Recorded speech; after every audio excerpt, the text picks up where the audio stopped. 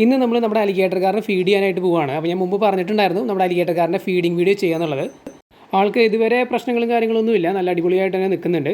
ഇപ്പോൾ നമ്മൾ റെഗുലറായിട്ട് നോൺ വെജ് ഫീഡ് ചെയ്യുന്നത് 3 മീനുകൾക്കാണ്. ഒന്ന് അലിഗേറ്റർക്കാർ, പിന്നെ നമ്മുടെ മലബാർ സ്നേക്ക് ഹെഡുകൾക്ക്, പിന്നെ നമ്മുടെ ഒരു ജയിൻറ്റ് ഗോരാമിക്ക് നമ്മൾ ചിക്കൻ ഫീഡ് ചെയ്യുന്നുണ്ട്, നോൺ വെജ് ഫീഡ് ചെയ്യുന്നുണ്ട്. നോൺ വെജ് ആയിട്ട് നമ്മളിപ്പോൾ ചിക്കൻ മാത്രമാണ് ഫീഡ് ചെയ്യുന്നത്. ബാക്കിയുള്ളതെല്ലാം നമ്മൾ താൽക്കാലികമായിട്ട് നിർത്തിവെച്ചിരിക്കുകയാണ്. അതായത് ചെമ്മീൻ, മണ്ണിരകളൊക്കെ. കുറച്ച് ദിവസം മുമ്പ് നമ്മൾ വാട്ടർ ചേഞ്ച് കാര്യങ്ങളൊക്കെ ചെയ്തിട്ടുണ്ടായിരുന്നു. അതുകൊണ്ടാണ് വെള്ളം അത്യാവശ്യം നല്ല ക്ലിയർ ആയിട്ട് തന്നെ കിടക്കുന്നത്. എല്ലാ ദിവസവും നല്ല രീതിയിൽ മഴ പെയ്യുന്നുണ്ട്, അതിൻ്റെ ഇടയിൽ ഇതുപോലെ നല്ല രീതിയിൽ വെയിലും വരുന്നുണ്ട്. കുറച്ച് സമയം മുമ്പ് വരെ ഇരുട്ടായിരുന്നു, പെട്ടെന്ന് തന്നെ വെയിൽ വന്നിട്ടുണ്ട്. എന്തായാലും നമ്മൾ റെക്കോർഡ് ചെയ്യാൻ നേരത്തെ അത്യാവശ്യം ലൈറ്റും കാര്യങ്ങളൊക്കെ കിട്ടിയിട്ടുണ്ട്. അപ്പോൾ നമ്മൾ ഈ ഒരു ചിക്കൻ്റെ പീസ് കാണിച്ചാൽ നിങ്ങൾ വലിയ പീസുകളൊക്കെ കണ്ടിട്ടുണ്ടായിരിക്കും. അത് ഈ ഒരു അലിഗേറ്റർക്കാരന് വേണ്ടിയിട്ടല്ല, നമ്മൾ ജയൻറ്റ് ഗോരാമിക്കൊക്കെ വേണ്ടിയിട്ടാണ് ഇത്തിരി വലിയ സൈസ് കട്ട് ചെയ്ത് ഇട്ടിരിക്കുന്നത്.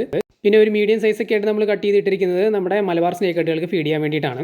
ഈ അലിഗേറ്റർക്കാരൻ നമ്മൾ തീരെ ചെറിയ സൈസ് നോക്കിയിട്ടാണ് കൊടുക്കുന്നത്. കണ്ടില്ലേ, അതേപോലത്തെ ചെറിയ സൈസുകളാണ് നമ്മൾ ഇട്ട് കൊടുക്കുന്നത്. അടിപൊളിയായിട്ട് തന്നെ സ്ട്രൈക്ക് ചെയ്യുന്നുണ്ട്. നല്ല ആംബുഷ് പ്രിഡേറ്ററാണ് ഈ ഒരു അലിഗേറ്റർക്കാർ എന്ന് പറയുന്നത്. അതിൻ്റെ നിപ്പ് തന്നെ കണ്ടില്ല, ആറ്റിറ്റ്യൂഡ് ഭയങ്കര ഒരു ആറ്റിറ്റ്യൂഡ് തന്നെയാണ്. അപ്പോൾ ഇതുവരെ ഞാൻ കണ്ട മീനുകളിൽ ഏറ്റവും കൂടുതൽ ആറ്റിറ്റ്യൂഡ് കണ്ടിട്ടുള്ള മീനുകൾ എന്ന് പറയുന്നത് ഒന്ന് അരപ്പൈമയും അതുപോലെ തന്നെ അലിഗേറ്റർക്കാറുമാണ്. വളരെ സ്ലോ ആയിട്ടുള്ള മൂവ്മെൻ്റ് ആണ്. അതായത് നാച്ചുറൽ ഹാബിറ്റാറ്റുകളിലൊക്കെ ഇവരുടെ ഇരകളെ ഒളിച്ചിരുന്ന് അറ്റാക്ക് ചെയ്യുന്ന ആ ഒരു പ്രകൃതം നമുക്ക് ഇവർക്കുണ്ട്.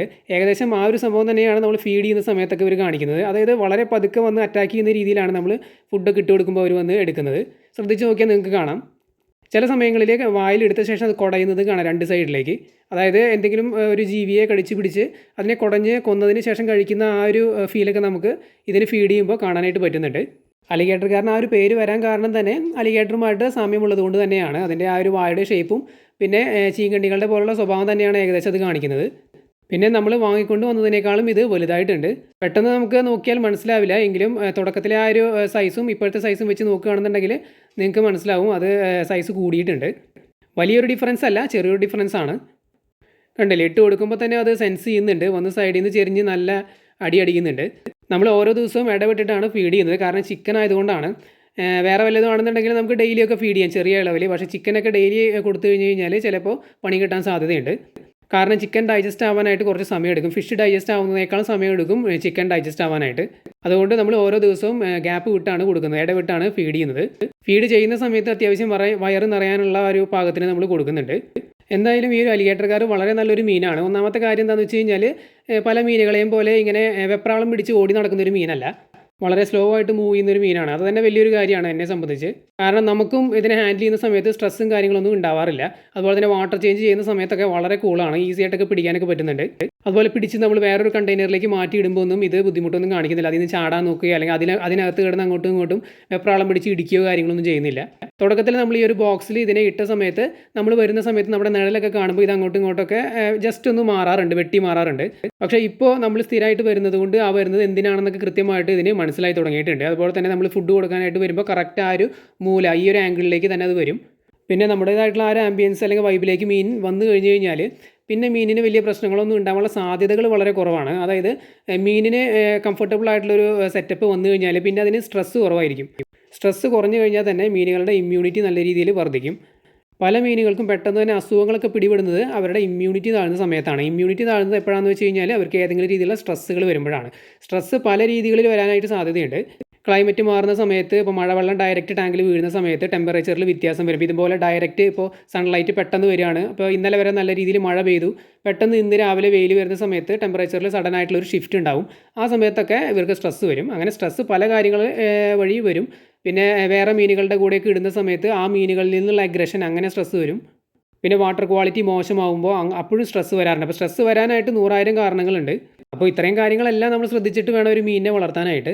എന്നിരുന്നാൽ പോലും ഞാൻ പറഞ്ഞിട്ടുണ്ടായിരുന്നു, നമ്മൾ എത്രയൊക്കെ കെയർ കൊടുത്താലും എന്തൊക്കെ കാര്യങ്ങൾ ചെയ്താലും ചില സമയത്ത് നമുക്ക് ഒന്നും ചെയ്യാൻ പറ്റില്ല, കൈവിട്ട കളിയാണെന്ന് ഞാൻ പറയാറുണ്ട്. അതാണ് ചില സമയത്ത് നമുക്ക് ഒരു കാരണവും ഇല്ലാതെ തന്നെ മീനുകൾ ചത്തുപോകുന്ന സാഹചര്യങ്ങൾ ഉണ്ടാകുന്നത്. അതായത് ഇപ്പോൾ ഞാൻ ഇന്ന് ഈ മീനിന് ഇതുപോലെ തീറ്റ കൊടുത്തു, നാളെ വരുമ്പോൾ ചിലപ്പോൾ എന്തെങ്കിലും സംഭവിച്ചിട്ടുണ്ടായിരിക്കും. അപ്പോൾ നോക്കുമ്പോൾ നമുക്കറിയില്ല, കാരണം വെള്ളം എല്ലാം ക്ലിയർ ആണ്, അതുപോലെ എല്ലാ കാര്യങ്ങളും കറക്റ്റാണ്, ടെമ്പറേച്ചറൊക്കെ ഓക്കെയാണ്. തീറ്റ കൊടുത്തത് നമ്മൾ ഓവറായിട്ടൊന്നും തീറ്റ കൊടുത്തിട്ടില്ല, എല്ലാം ഓക്കെയാണ്. എന്നിട്ടും ചിലപ്പോൾ മീൻ നാളെ നോക്കുമ്പോൾ ചിലപ്പോൾ എന്തെങ്കിലും സംഭവിച്ചിട്ടുണ്ടായിരിക്കും. ഇതൊക്കെ നമ്മൾ എത്ര വലിയ ഫിഷ് കീപ്പർ ആണെന്ന് പറഞ്ഞു കഴിഞ്ഞാൽ, എത്ര വർഷത്തെ എക്സ്പീരിയൻസ് ഉണ്ടെന്ന് പറഞ്ഞു കഴിഞ്ഞാലും നമ്മുടെ കൺട്രോളിൽ വരാത്ത കാര്യങ്ങളാണ്. അതുകൊണ്ട് നമുക്ക് എന്തൊക്കെ കെയർ ചെയ്യാൻ പറ്റുമോ അത്രയും കാര്യങ്ങളൊക്കെ നമ്മൾ ചെയ്തു കൊടുക്കുക. ബാക്കിയെല്ലാം വരണത് പോലെ എന്നുള്ള രീതിയിലാണ് നമ്മൾ ആ ഒരു ആറ്റിറ്റ്യൂഡിലാണ് നമ്മൾ നിൽക്കേണ്ടത്. പ്രത്യേകിച്ച് ഈ ഒരു ഫിഷ് കീപ്പിംഗ് ഫീൽഡിൽ വേറെയുള്ള സംഭവങ്ങളൊന്നും നമുക്ക് ഇത്രയും റിസ്ക് ഇല്ലാത്ത കേസുകളാണ്.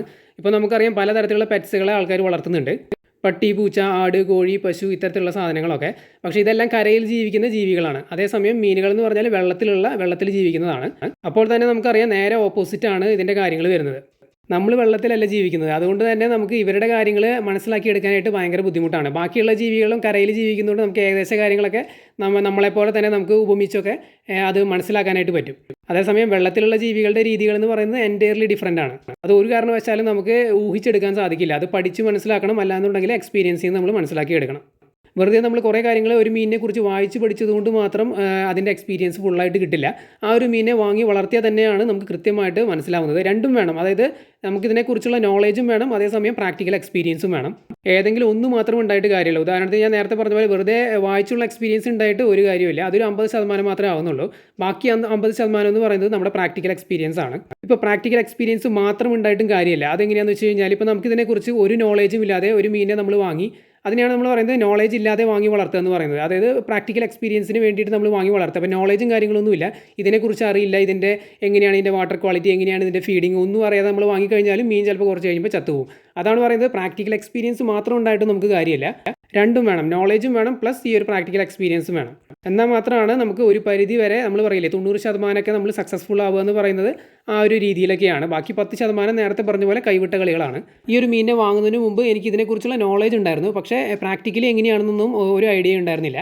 ഇതിനെ വാങ്ങി വളർത്താൻ തുടങ്ങിയപ്പോഴാണ് ഇതിനെക്കുറിച്ച് കൂടുതലായിട്ട് മനസ്സിലായത്. ഇതിൻ്റെ ആറ്റിറ്റ്യൂഡ്, ഇത് ഫുഡ് കഴിക്കുന്നത്, ഇതിൻ്റെ ബിഹേവിയർ, അതുപോലെ തന്നെ ഇതിൻ്റെ ഗ്രോത്ത് റേറ്റ്, ചൂടിനോടും തണുപ്പിനോടും ഒക്കെ അഡാപ്റ്റ് ആവുന്നത്, മഴവെള്ളം വീഴുന്ന ടാങ്കുകളിൽ എന്തെങ്കിലും പ്രശ്നം ഉണ്ടാകുമോ എന്നുള്ള കാര്യങ്ങൾ.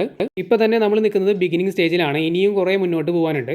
അപ്പോൾ നമ്മൾ ഇത്തരത്തിൽ മീനുകളൊക്കെ വാങ്ങി വളർത്തുന്ന സമയത്ത് ഒരു ഫിഷ് കീപ്പർ എന്ന നിലയ്ക്ക് നമ്മൾ എന്തൊക്കെ കാര്യങ്ങൾ ശ്രദ്ധിക്കണം എന്നുള്ളതാണ് ഇപ്പോൾ നമ്മൾ കുറച്ച് നേരം കൊണ്ട് പറഞ്ഞത്.